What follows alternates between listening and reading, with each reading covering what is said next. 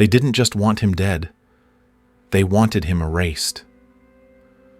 On the morning of August 23rd, 1305, the streets of London trembled not from war, but from anticipation. Thousands packed into Smithfield Square, their breath thick in the summer air, eyes locked on a grotesque wooden hurdle dragging a man's bloodied body through the filth of the cobblestones. He was tall, bearded, caked in dirt and bruises. To the English crown, he was a traitor. To the people of Scotland, he was a legend. His name was William Wallace, and what was about to happen to him was not an execution. It was a performance, a message, a horror show meant to crush a nation's will to resist. Waiting for him at the scaffold were ropes, red-hot irons, a butcher's knife, and a fire already hissing at the base of the execution block. But the real spectacle wasn't the instruments, it was the ritual. Wallace would be half-hanged until the edge of death, then revived, only to be laid out like meat. His abdomen would be cut open, his intestines pulled out and burned before his eyes. He would be castrated, still breathing. Only after his body had been utterly broken, mutilated beyond recognition, would the blade finally sever his head.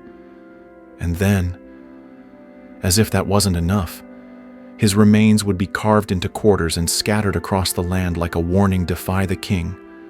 And this is what awaits you. But the question that gripped the crowd, and the question that still echoes centuries later, is simple and terrifying. What did this man do to deserve such a death? He wasn't born to power. He wasn't a king, or a prince, or even a great general. He was a knight from a quiet corner of Scotland. So how did William Wallace become the greatest enemy of the English crown? What did he fight for that made the most powerful empire of the time turn to medieval butchery to silence him? And most chilling of all, did it work? Or did the king, in his fury, forge a martyr instead of a memory? To understand the execution, we must go back not just to the battlefield, but to the very soul of a man who believed that freedom was worth more than breath. This is not just the story of how a man died. It is the story of how a people chose to remember him forever, before he became a legend dragged through the streets of London. William Wallace was just a boy in a quiet corner of Scotland, a land not yet broken, not yet bleeding. Born around 1270 in Elderslie, Wallace entered a world that still believed in peace.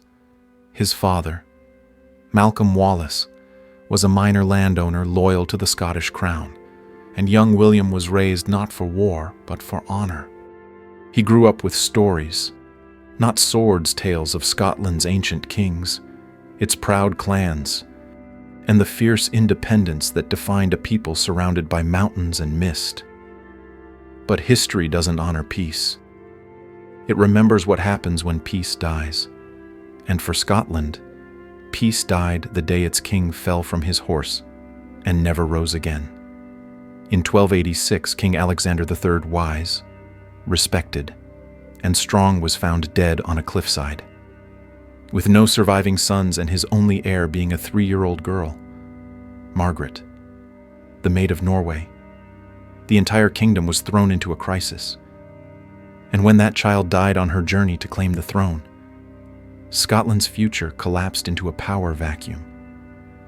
13 nobles stepped forward to claim the crown. None could agree. So they did the unthinkable. They asked their southern neighbor, King Edward I of England, to mediate. It was like asking a wolf to guard a wounded lamb. Edward called Longshanks for his towering height, and towering ambition saw opportunity, not friendship. He chose John Balliol as king, only after making him kneel to English overlordship. Scotland had become a vassal, and the humiliation didn't end there.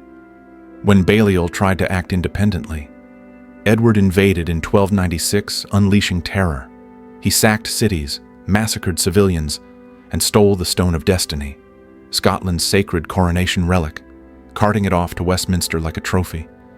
To the outside world, it looked like conquest, but to the Scots, it felt like erasure. Their king was gone. their sovereignty stolen, their pride shattered. This was the Scotland that shaped William Wallace, not the glorious realm of his childhood tales, but a country humiliated, violated, and ruled by foreign swords. And while others adjusted, bowed, or bargained for power, Wallace chose a different path. The English hadn't just occupied his homeland, they'd awakened a fire in a man who refused to kneel. They didn't just take the land, they took the soul. After forcing John Balliol to kneel like a puppet on strings, King Edward I unleashed a campaign not just of conquest, but of degradation. To Edward, Scotland was no longer a sovereign nation, it was a trophy, a rebellious province to be bent, broken, and branded with the English lion. And so, in 1296, the war machine rolled north. Edward's army didn't just defeat Scotland militarily, it humiliated it psychologically. Towns were razed, civilians slaughtered. The Scottish nobility, once proud and fractious, were dragged to their knees, one by one. It was not war, it was punishment. The most symbolic blow came in silence. From Scone Abbey, Edward's soldiers removed the Stone of Destiny, a block of sandstone, unimpressive to outsiders, but sacred to Scots. Every Scottish king had been crowned upon it for centuries. To steal it was to rip the heart out of a nation's identity. Edward had it carried to Westminster Abbey, where it would sit beneath the English coronation throne for generations, as if to say, even your future belongs to us now. That gesture wasn't just political, it was personal. It told every Scot, your kings are over, your history is mine, and your pride is dead. The humiliation didn't stop at relics. Edward forced the Scottish nobility to sign the Ragman Roll, swearing allegiance to him as their overlord. It was a scroll of submission, nearly 2,000 names long, a catalogue of surrender. Those who resisted were exiled, executed, or broken. The people, crushed beneath taxes and foreign law, lived under constant threat. English officials ruled their towns. English soldiers garrisoned their castles. English judges handed down English justice. And every day, the question echoed louder across the highlands and the lowlands. Is this all we are now, a footnote in someone else's empire? But beneath the ashes of submission, embers still burned. Some whispered rebellion. Some plotted in silence. And one man tall, unknown, unremarkable to most, would soon answer humiliation with defiance. Because when a nation is stripped of everything but memory, memory becomes a weapon. And William Wallace was ready to make it bleed. It didn't begin with an army. It began with an insult. In the spring of 1297, in the quiet Scottish town of Lanark, an English official tried to make an example of a man who refused to bow. That man was William Wallace. What happened next would ignite a rebellion that no one, least of all the English, could contain. The English sheriff, William Heselrigg, attempted to arrest Wallace, likely for defying English authority. Maybe it was over a matter of taxes, or an insult, or a refusal to kneel. The details are murky.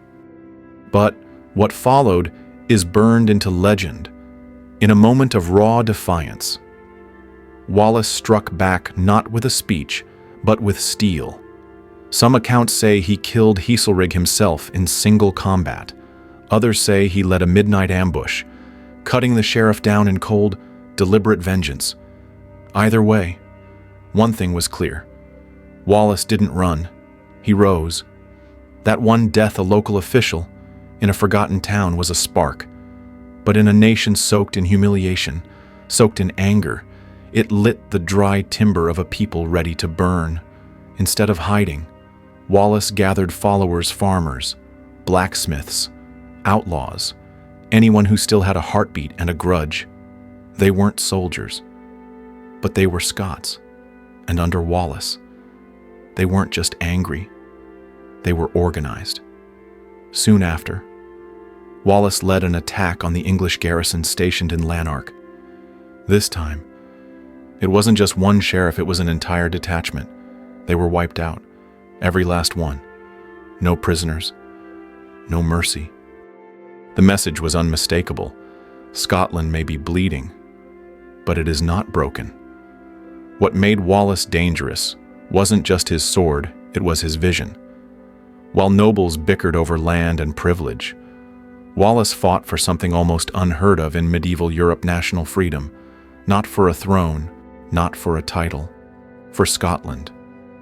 That idea, radical, contagious, and terrifying to the English, began to spread, not through courts, but through whispers, through bonfires in the hills, through sharpened blades in shadowy forests. The rebellion wasn't official, but it was real, and it had a name. Wallace wasn't trying to start a war. He was trying to end a nightmare, and in doing so, he became one. They called him a barbarian, a bandit, a madman with a sword and a grudge. But on September 11th, 1297, William Wallace rewrote the rules of war, and he did it not with numbers, but with genius and rage sharpened by humiliation. That morning, the mist hung low over the River Forth, cloaking the narrow wooden bridge at Stirling in eerie silence. On one side, Wallace and a ragged army of farmers, craftsmen, and desperate patriots. On the other, the full might of the English Empire, 20,000 professional soldiers, knights in iron, and archers trained to kill before their enemies even saw them. To the English commander, the Earl of Surrey, it wasn't a battle. It was a cleanup operation. But Wallace didn't fight like a nobleman. He fought like a man who had nothing left to lose. He knew his enemy's pride would be their weakness. He let them come across the thin, narrow bridge that could only hold a few men at a time. And when half the English had crossed, Wallace unleashed hell. His men surged forward like an avalanche of fury, cutting the enemy in two, trapping them between the river and their own arrogance.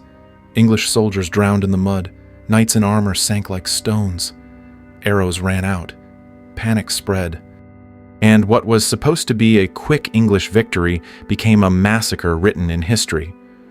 Among the dead was Hugh de Cressingham, the English treasurer of Scotland, a man hated by every Scot who ever paid a tax. Legend says Wallace had a sword belt made from his flayed skin. Whether true or not, the symbolism was clear. This wasn't just a battle, it was revenge made flesh. Stirling Bridge wasn't supposed to happen. It defied logic, military odds, and political expectation. But it did more than deliver a victory. It shattered the myth of English invincibility. Wallace, the outlaw, was now Wallace, the guardian of Scotland. Foreign kings began to take notice. The people began to believe again. For the first time in years, Scotland didn't look defeated. It looked alive. One narrow bridge, one impossible plan, one unforgettable day. What Wallace gave the Scottish people at Stirling was more than a win, it was a miracle carved in steel, soaked in sweat, and shouted into history. Victory made him a legend, but legends bleed too. Less than a year after the miracle at Stirling Bridge, William Wallace would face the brutal reality of a king who had learned from failure and returned with vengeance. On July 22nd, 1298, at the fields of Falkirk, Wallace confronted not just the might of England, but the weight of expectation. He was no longer the unknown rebel striking from the shadows. He was the guardian of Scotland, the man who had defied an empire. And now, the empire was coming for him. King Edward, I did not make the same mistake twice. This time, he brought 30,000 men, the largest army he had ever assembled: ironclad cavalry, Welsh archers, and seasoned knights determined to crush the myth of Wallace. The open plains of Falkirk offered no narrow bridge to exploit, no terrain to trap the enemy. Wallace, understanding this, turned to formation. He organized his men into Shiltron's tight circles of spearmen, bristling like iron hedgehogs. Between them, He placed his few archers. It was defense against cavalry, raw and desperate. And for a moment it worked. The English charged, and the spears held. Horses screamed, knights fell. The Scottish line stood, and hope flickered. But then came the true terror of Edward's design. The archers. Thousands of Welsh longbowmen released a storm of arrows that blackened the sky. The schiltrons so strong against swords became cages. Men were pinned in place, unable to move or retaliate. They died standing, skewered not by blades, but by silence. Blood pooled in the earth. Falkirk became a slaughter. Wallace ordered a retreat, but it was too late. Thousands were lost. The resistance fractured. The Scottish nobles, ever cautious, ever self-serving, began to break ranks and seek terms with the English crown. Wallace, refusing compromise, resigned as guardian of Scotland and disappeared into the wilderness. Falkirk was not just a military defeat, it was an emotional one. It shattered the illusion that one man, however brave, could hold back a tidal wave alone. It was the moment Wallace went from hero to hunted, from national leader to outlaw once more. But even in defeat, he did not yield. And that, more than any battle, was the true threat he posed to the English crown. Because Wallace could lose everything, except his refusal to kneel. They thought Falkirk had ended him, but Wallace didn't vanish, he evolved. While the nobles bent their knees and signed treaties, William Wallace vanished into the wild, taking the war with him, no longer leading armies on open fields. He became a shadow, a myth whispered from village to village. He struck from forests and ravines, torching English outposts, freeing prisoners, ambushing patrols. What began as rebellion had become resistance, not grand, not glorious, but relentless. And that's what made him truly dangerous. From 1298 to 1305, Wallace lived as a hunted man, with a price on his head and the eyes of an empire on his back. But still he fought. Not for crowns, not for land, but for something more potent, the idea that freedom could survive even in exile. His refusal to surrender became a rallying cry. In secret, villagers offered him food. Former allies sent word of enemy movements. Every skirmish he led kept the flame alive, reminding the English that the heart of Scotland still beat in defiance. He became the ghost the crown couldn't catch, the name they couldn't kill. And that's why Edward the Free grew obsessed. The king had defeated armies. He had burned castles. He had forced nobles to their knees. But Wallace would not kneel. And so Edward unleashed spies, scouts, and silver-buying treachery where swords had failed. The net began to tighten. Wallace, though careful, was a man hunted not just by enemies but by time. In 1305, the betrayal came not from an Englishman, but from a fellow Scot, Sir John Menteith, a noble who saw more promise in titles than in loyalty, handed Wallace over near Glasgow. For a pouch of land and a whisper of favor, Menteith condemned the man who had become Scotland's soul. It was a betrayal so profound it didn't just sell out a man, it sold out a nation. Wallace was shackled and dragged south, and as he crossed the border into England, he was no longer a rebel. He was a prize, the lion they could never tame finally caged. But if Edward thought that chains could silence the idea Wallace carried, he had misunderstood the war entirely. You can betray a man, but you can't betray a legend, not without consequence. They wanted justice, but what they craved was vengeance. When William Wallace was dragged into Westminster Hall in 1305, he didn't arrive as a man. He arrived as a symbol, bloodied, bound, and paraded before the English court like a captured animal. To the crowds, he was the monster who humiliated their army at Stirling Bridge. To King Edward III, he was the ghost that refused to die. But to himself, Wallace remained what he had always been, a free man. That is why his trial wasn't truly about law, it was about erasure. And yet, In the face of chains and condemnation, he gave them no satisfaction.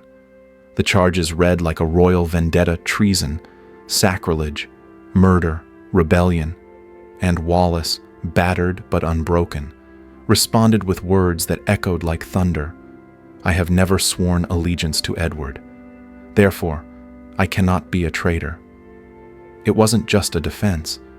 It was a declaration, a refusal to legitimize a king he never recognized.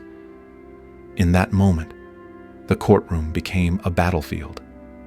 His defiance wasn't loud, but it was absolute. And the crown, for all its power, was left speechless. The sentence was already written. Wallace would suffer the full ritual of punishment reserved for the worst traitors hanged, drawn, and quartered. But it wasn't execution. It was theater. London turned out in the thousands, hungry for spectacle. They wanted to see a rebel broken, piece by piece, nerve by nerve. He was tied to a wooden hurdle and dragged through the filthy streets, pelted with stones, jeered by strangers. At Smithfield, the torture began. He was hanged, but not to death, cut down still conscious. His abdomen was sliced open, his intestines pulled out and burned in front of him. He was castrated, beheaded, then quartered, his limbs scattered across the kingdom, his head displayed on London Bridge like a trophy.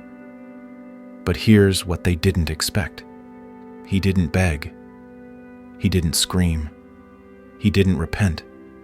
And in doing so, he stole the one thing the king truly wanted: fear. Wallace died as he lived defiant. And the people who watched that horror unfold didn't see a criminal. They saw courage. The crown thought it was ending a rebellion. Instead, it birthed a martyr. Because some men die in silence, others die in legend. Wallace did both. They thought the ropes would silence him. They thought the fire would erase him. But all they did was set his memory ablaze. When William Wallace's mutilated body was dragged from the scaffold and scattered across the kingdom, his head rotting on London Bridge, his limbs nailed to gates in Perth, Berwick, Newcastle, and Stirling the English believed they had ended more than a man. They believed they had ended a movement, a dream, a nation's will. But instead of burying him in fear, they planted him in legend. And from that legend, a martyr was born. Wallace's execution was meant to be a warning, a display of imperial power so horrific that no Scot would ever dare rise again. But brutality has a way of backfiring. The more monstrous the punishment, the more human the victim appears. In killing Wallace so publicly, Edward I didn't just create a memory, he created a myth.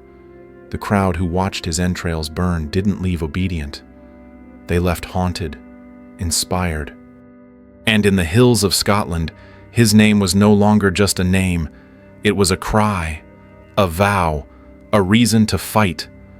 Less than a year later, Robert the Bruce, grandson of one of the original claimants to the Scottish throne, stormed into a church and murdered his rival John Comyn at the altar.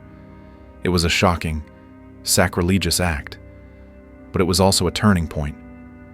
Days after the killing, Bruce crowned himself King of Scots. The war Wallace had started was no longer a rebellion. It was a revolution, fueled by grief, fueled by vengeance, fueled by the image of a man who died in chains but lived in fire. Edward they would not survive to see what he had awakened. In 1307, while marching north once again to crush the rising resistance, he died still obsessed with conquest, still haunted by Wallace's defiance. His body never made it home. His war died with him.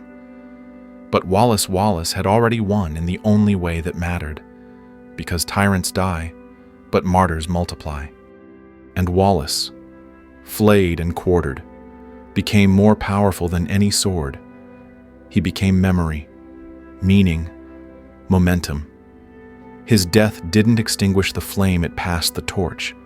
And for every Scot who dreamed of freedom, That flame would never go out. Some men live to rule, others die to free. William Wallace never wore a crown, never sat on a throne, and never signed a treaty.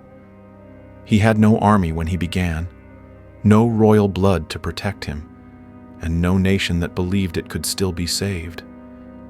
And yet, more than 700 years later, we still speak his name not as a soldier, not as a criminal, but as a symbol. A man who stood alone when it mattered most. A man who proved that you don't need power to shape history. You need conviction. Wallace's death was meant to be final. His body was scattered, his name blackened, his resistance crushed. But tyrants often forget the one thing they can't control: what people choose to remember. And the Scots remembered everything. They remembered the fire in his words, the courage in his actions, the silence in his suffering. They remembered a man who didn't fight for land or glory, but for something almost unthinkable in the medieval world: freedom without compromise.